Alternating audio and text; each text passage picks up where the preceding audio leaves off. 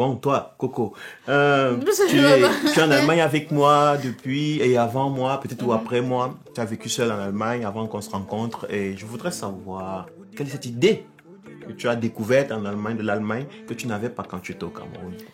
Euh, bon, dans le sens, c'était des froides. Parce que, par exemple, je savais pas qu'il y avait des gens plus cool que moi en Allemagne. J'en ai vu. Parce que c'était l'une de mes peurs, par contre, quand je venais. Ah, D'être la plus cool du monde donc en c'est un Allemagne. complexe que tu as? C'était un complexe, oui. Ah, ok. Maintenant, ce n'est plus. Ah, ok. Quand j'ai vu les autres. Ah, puisqu'on a la même taille, toi et moi. Voilà. Non, non, Ok, c'est pour ok. rigoler.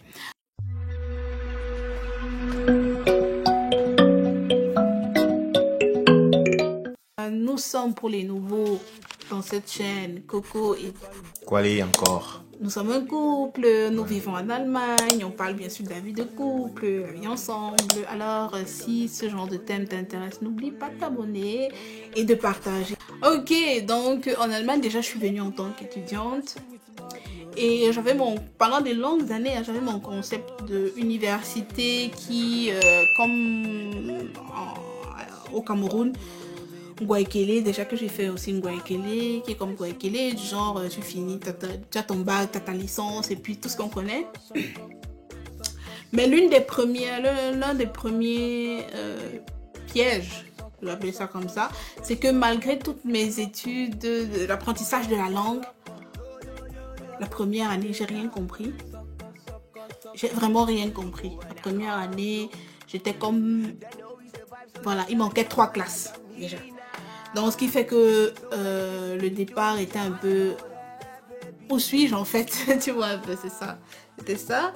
Et puis, pendant mes études, je me suis rendu compte aussi que nos concepts d'ingénieur, d'avoir le diplôme, est un peu différent ici en Allemagne, dans le sens où, oui, tu es ingénieur, mais c'est beaucoup plus ta pratique qui compte.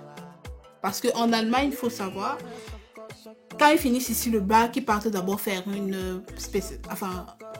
des études d'abord pratiques, plus facile, je veux dire, pour intégrer, il y a une sorte soit tu peux, ce qu'on appelle ici en allemand les Ausbildung, c'est-à-dire c'est beaucoup plus... Les BTS, là. Voilà, une sorte de BTS, voilà, les trucs professionnels d'abord. C'est de là. Les formations professionnelles qui sont... Sauf que la différence un peu avec le BTS, c'est que le BTS, tu peux le faire seulement à l'école. Je veux dire, tu es seulement à l'école. Par contre, eux, ils sont carrément en entreprise. Et c'est dans l'entreprise aussi que tu peux... tu te formes, tu es vraiment imprégné dans le truc. Tu as des formations. Ils font d'abord ça peut-être 3 ans. D'autres font même 3 fois ça avant d'arriver à l'université, quoi. Donc l'université, en fait, pour eux, c'est une façon d'approfondir, devenir voilà, ce qu'ils connaissent déjà. Donc quand tu arrives à l'université, toi étranger, bon, il te manque un peu quelques bases, hein, je dirais ça comme Il te ça. manque le côté pratique des choses. Et beaucoup plus pratique des choses. Voilà. Bon, et surtout pour nous en Afrique où bon, moi j'avais jamais travaillé, hein. Vraiment travailler, que tu te lèves à 6h, 14h, tout ça là, c'est quand même un truc à devoir s'habituer. Travailler 40 heures par semaine, vraiment, quand tu as 25 ans, ça va 30 ans, tu arrives ici, on te demande de travailler 40 heures. C'est un truc à s'habituer, ce que lui, l'allemand, a depuis l'âge de 17 ans. Donc, du coup, comme je suis rendu compte de ça, je me suis dit, bon, quand j'avais le choix maintenant de sortir de l'université, j'ai arrêté. Et voilà, j'ai privilégié la pratique. Ok. Bon, moi, je dirais, je serais un peu plus terre à terre. Les termes techniques et la vie technique des choses, moi, je connais pas en Allemagne. Je suis vraiment un villageois, un Indien dans la ville. Mais ce que je sais, c'est des choses qui sont plus proches à la réalité. C'est à nous vivre tous les jours. Le froid. Quand vous êtes en Europe, en Afrique, quand nous sommes en Afrique, on regarde la télévision, on visionne. On vous montre la neige en décembre. Mais les gens commencent, c'est beau, les guirlandes, les trucs, et cela. Les gens commencent à croire qu'ils connaissent ce que c'est de la neige. Ils veulent venir parce que c'est beau, décembre, beau, ils oui. imaginent. Mais je vous assure, la réalité de la neige, c'est du froid, c'est énorme, c'est énorme. Préparez-vous pour ceux qui viennent en Allemagne. en Europe surtout, mais particulièrement en En Allemagne, Allemagne, particulièrement. préparez-vous, le froid ne blague. Deuxièmement, quand vous venez en Allemagne, vous devez avoir... L'Allemagne, c'est un pays premier en Europe. Ils sont premiers économiquement en Europe, dans l'Union européenne. L'Union européenne, Oui, oui. oui. C'est la locomotive de l'Union européenne. Pour qu'ils aient ce prix-là, ils ont, pendant des années, développé une certaine mentalité. La mentalité du travail, la mentalité du résultat. Et donc, tout ce qu'ils font, il faut le résultat. Et ils ne blaguent pas avec. Ce qui fait en sorte que, même quand en tant qu'étudiant, vous venez ici, vous aurez face tout le temps à répondre aux questions, au contrôle de vos examens, de votre niveau, votre avancée. C'est tout le temps. Il y a toujours quelqu'un qui vous contrôle. On cherche à savoir à quel niveau vous êtes, qu'est-ce que vous faites. C'est ça, l'Allemagne, c'est le pays du contrôle. Ça, c'est pas la liberté, le genre de liberté, le libertinage que vous avez, vous faites n'importe quoi là en Afrique ou au Cameroun. Non, Même en France. ça c'est le contrôle totalement. Troisièmement, en Allemagne, comme c'est le contrôle, il n'y a pas, vous allez rarement trouver quelqu'un qui est sans papier. Ici, les sans-papiers ne se baladent pas dans le quartier, dorment à 20 dans une chambre. Il n'y a pas ces affaires que mon frère sans-papier vient dormir chez moi. Non. Le bailleur ici, il a... Il est vraiment content. Tout le monde en Allemagne, c'est un policier. Hein. Voilà, tout le monde est policier Tout ici. le monde est policier. Donc le bailleur sait qui entre chez lui, combien de personnes, et l'État lui demande d'envoyer les données. Les documents, quand vous prenez une maison. Donc un bailleur ne peut pas louer une maison à 2 personnes, c'est impossible. Il ne peut pas ajouter des personnes, c'est impossible. Donc il faut, on s'enregistre. Encore, en ce qui concerne le contrôle, et ce qui serait important pour les étudiants. Quand vous venez ici, la majeure partie des étudiants quittent le pays parce qu'ils disent que l'école ici, peut-être ça va vite, on est bien éduqué, c'est facile. Non, mais il y a des challenges. Vous devez payer vos loyers, vous devez payer vos assurances, vous devez payer de quoi manger. Si vous n'avez pas l'argent, ce sera très difficile d'achever l'école. Vos études vont durer. Ça, c'est encore un autre piège. On se dit souvent quand on vient avec une caution 7 000 €, pour la première fois, on voit 7 000 €, ça fait 5 millions de francs CFA. Nous qui étions habitués à voir les 500 francs, 200 francs, 5 millions pour nous, c'est le milliard. Ça signifie le milliard dans notre tête. Mais en Allemagne, avec 5 millions, donc 7 000 €, vous avez pour quelques mois. Et c'est fini. Parce que la vie est chère. Donc maintenant, vous devez faire tout ça.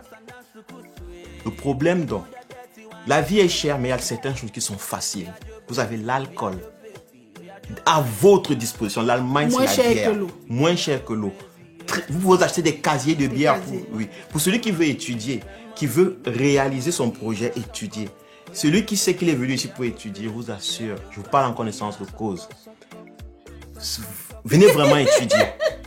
Les parents, donnez vraiment l'argent à vos enfants parce que ça va vite. Dès qu'on découvre l'alcool, c'est très facile de s'égarer parce que c'est vraiment à votre disposition. Il y a un autre aspect, c'est le sexe. En Afrique, les gens aiment parler de sexe, mais ils font moins. Parce que c'est dur. Les gens calculent pour avoir le sexe, c'est vraiment difficile. Et puis, tu peux rencontrer même quelqu'un de ta famille là, qui passe et tout. Ouais, donc c'est très difficile. Mais ici, tu es libre, tu es seul. Tu es dans ta chambre, tu as toutes les libertés. Pour les filles, souvent, c'est très problématique parce qu'elles se retrouvent seules, sans papa qui dit ne sors pas, n'entre pas. Pour les garçons, encore, c'est grave. Alors, le sexe, c'est facile. Très moins cher. Quand je dis moins cher, même, je dis c'est au coup d'appel, au coup de fil. Ce qui fait en sorte que ça bouffe l'énergie, surtout des hommes, des jeunes garçons étudiants.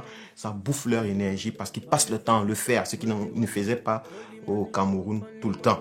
Et voilà, moi, les pièges vraiment fondamentaux pour un étudiant et pour quelqu'un qui n'est pas aussi étudiant en Allemagne. Donc, c'est tout ce que j'avais à dire. On dit, ça se félicite même d'ailleurs. L'Allemagne n'a pas assez de personnes. L'Allemagne, c'est des vieux. Mais on oublie que cet impact que, enfin, du genre, les gens ne veulent pas procréer. Ce n'est pas seulement, c'est pas une culture allemande. En fait, c'est un système qui fait en sorte que, voilà, procréer un peu, il faut être un peu technique. Faut aussi être là-bas un peu pratique. Parce que si tu fais la chose n'importe comment, tu es ban. Tu es hors du jeu et ça peut te coûter vraiment très très cher. Voilà, généralement, nous en Afrique, on a les licences et tout, on a ce qu'on appelle les doubles diplômes, tu es enceinte et puis tu finis ta licence. En Allemagne, si tu tentes ça, tu es ban, tu es hors système. Pourquoi? Parce que quand tu es enceinte en Allemagne, tu dois d'abord, bon, si tu n'as pas un boulot, hein, si tu es déjà aussi avancé dans la grossesse, tu dois d'abord rester minimum 2 ans à la maison. Et puis il y a le problème de Betreuung, ce qui fait que tu fais, quand il parle de Betreuung, La garde de l'enfant. la garde, voilà, quand il y a un problème de la garde de l'enfant jusqu'à 3 ans. Et ce qui fait que tu es 3 ans à la maison. Et puis ils vont te demander, bon, au niveau du marché de l'emploi, pourquoi est-ce que tu veux qu'on te prenne, toi, qui as fait 3 ans à la maison, alors qu'il y a un nouveau licencié qui est sorti, quelqu'un qui est frais, qui est encore sur le marché. Toi, tu as presque oublié 3 ans, tu ne sais plus quel... tu es vraiment... parce que tu étais vraiment... Donc, ce qui fait que tout ton diplôme, tous tes efforts, généralement, tes 10 années sont presque à 0. Donc, c'est aussi à prendre en compte quand on est en Allemagne. Je dirais c'est ça mes pièges que j'ai à faire face. Ok. Ouais, moi aussi, hein, question piège, je ne sais pas s'il y a quelque chose à rajouter. Si vous avez d'autres choses à ajouter, voilà, en commentaire. En commentaire, ce sera vraiment intéressant, ça va aider les autres. Les autres, j'aurais vraiment aimé aussi, moi, quand j'arrivais, d'avoir quelqu'un ou bien des personnes qui me donnent des pièges pour que je fasse plus attention. Mais la tendance au départ, c'était du genre, ok, tu es arrivé, hein. Tu vas voir, tu vas expérimenter. On me dit que ce pays, ce n'est pas facile, tu vas voir. On te laisse d'abord voir. Je ne sais pas pourquoi, mais bon, c'est ça, si c'est vraiment, si tu as trouvé aussi que cette liste de pièges t'a aidé, n'oublie pas de mettre un pouce haut pour que on puisse propulser, pour que ça puisse aider d'autres aussi en Allemagne. Et n'oublie pas aussi de t'abonner. Oui, merci d'avoir suivi. Merci. Et à mercredi prochain. Ciao. Ciao.